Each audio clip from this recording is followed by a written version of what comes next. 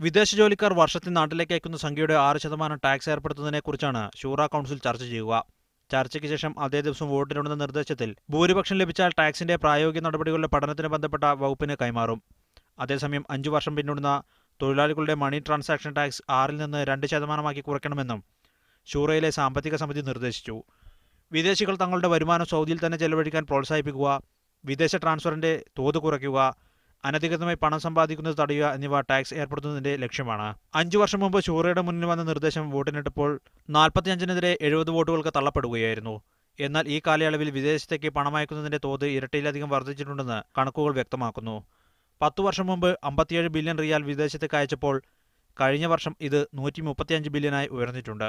Tax ഏർപ്പെടുത്തുകയാണെങ്കിൽ tax വെട്ടിപ്പ് നടത്തുന്നവർക്കും അതിന് വിദേശികളെ സഹായിക്കുന്ന സ്വദേശികൾക്കും കടുത്ത പിഴയും ശിക്ഷയും നൽകുന്നതിനുള്ള നിയമനിർമ്മാണവും നടത്തുമെന്നും ശൂറ കൗൺസിൽ അംഗങ്ങൾ അഭിപ്രായപ്പെട്ടു.